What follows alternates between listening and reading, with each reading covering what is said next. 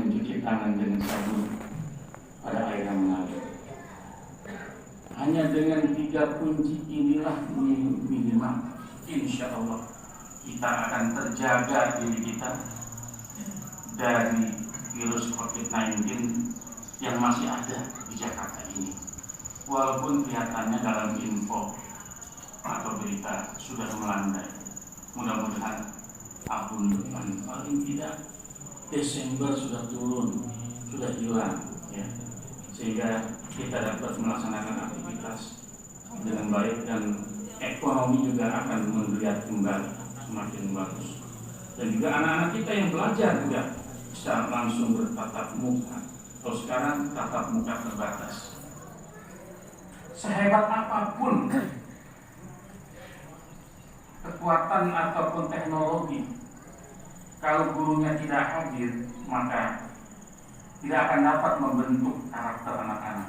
Dan guru adalah segala-galanya bagi anak-anak dalam belajar. Jadi tidak ada yang dapat mewakilinya. Hadirin rahimakumullah. Allah Subhanahu wa taala berfirman, "Qad aflahal mu'minuna allazina hum fi shalatihim khashi'un." Sesungguhnya telah beruntung orang-orang yang beriman, yaitu orang-orang yang khusyuk di dalam sholatnya. Rasulullah Shallallahu Alaihi Wasallam bersabda, "Inna awwala ma yuhasabu bil 'abdu yaumal qiyamati min amalihi sholatuhu." Sesungguhnya yang mula-mula dihitung, direken segala pekerjaan seorang hamba pada hari kiamat, yaitulah sholatnya. Itu yang mula-mula. Fa in sholaha, jika sholatnya baik, faqad aflaha wa anjaha, maka sesungguhnya dia telah beruntung, wa anjaha, dan sukses. Fa in sholaha faqad wa in fasada faqad khaba wa khasira. Sebaliknya, jika dia sholatnya nggak baik, rusak, maka sesungguhnya dia telah celaka dan merugi. Hadirin rahimakumullah. Apakah sholat yang kita kerjakan ini benar-benar bermakna? Ini yang harus kita perhatikan dalam kita sholat. Kalau memang benar-benar bermakna, apakah baik, benar berdirinya? Apakah benar ketika rukunya, sujudnya, iktidalnya, tumaninanya, bacaannya, fatihahnya? Oh, sujudnya begini, benar, bagus, ada anggota sujudnya. Tapi ada juga yang memang nggak bisa sempurna anggota sujudnya. Kenapa? Mungkin kakinya sakit, stroke,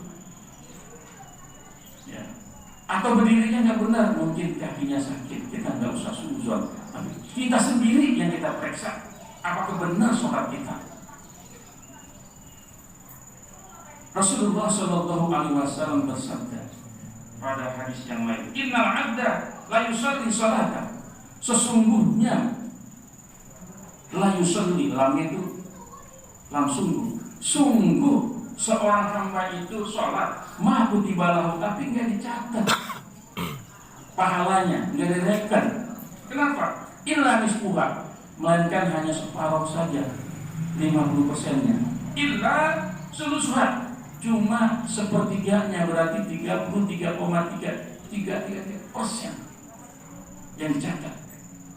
Illa rubuha, melainkan hanya dapat 1/4 saja, berarti 1/4 yaitu 100 dibagi 4, 25 saja, 25%.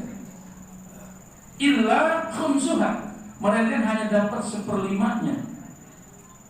Berapa itu? 1/5, 10. 100 dibagi 5, 20-nya saja, 20%.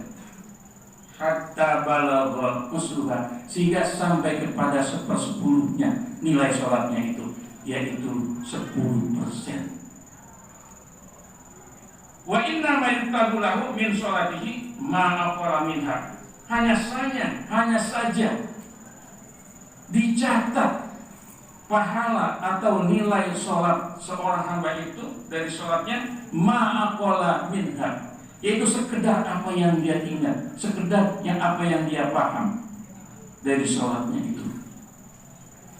Yang tadi yang 50% dia sholat nilainya, mungkin rakaat pertama dan kedua kalau isya ingat dia bahwa dia lagi sholat, atau sebaliknya rakaat ketiga dan keempat dia ingat, atau rakaat pertama dia ingat, rakaat ketiga dia ingat, yang kedua dan keempat dia ingat. Sholat wajib sholat. Kenapa? Karena pikirannya ngayal-ngayal. Atau yang 10% tadi, yang ada 10%, mungkin ketika dia takbiratul ihram saja dia benar diingat. Setelah itu terawang pikirannya. Saya bertanya kepada istri saya waktu sholat subuh tadi pagi, apa yang diingat dari sholat subuh? Makan apa ya pagi-pagi? Bosan kita makan dulu. Itu yang diingat. Teman saya tanya lagi, tadi sholat subuh apa? Kunci. Saya lupa di mana saya taruh. Ketemu waktu sholat. Waktu sholat dia ingat kuncinya. Ya, itu begitu.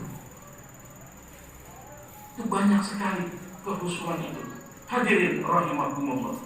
Ada 3 cara minimal yang menjadikan sholat kita itu bermakna atau bernilai, sebagaimana diuraikan di dalam kitab Bidayatul Hidayah karya Al-Imam Hujjatul Islam Abu Hamid Al-Ghazali, yang kita kenal dengan Imam Al-Ghazali rahimahullah ta'ala. Kalau kita baca dari sekian itu kitabnya, bab sholat, maka ada 3 ya. Saya ingat sekali waktu saya kuliah disampaikan tentang ini, dan juga pengajian-pengajian yang saya ikuti juga tentang ini. Dan saya simpulkan, yang pertama adalah supaya sholat kita itu bernilai. Yang pertama, hudurul qalbi, hadir hati kita, bahwa kita ini sholat Allahu Akbar. Nah itu sholat kita, nggak usah buru-buru, sekedarnya saja.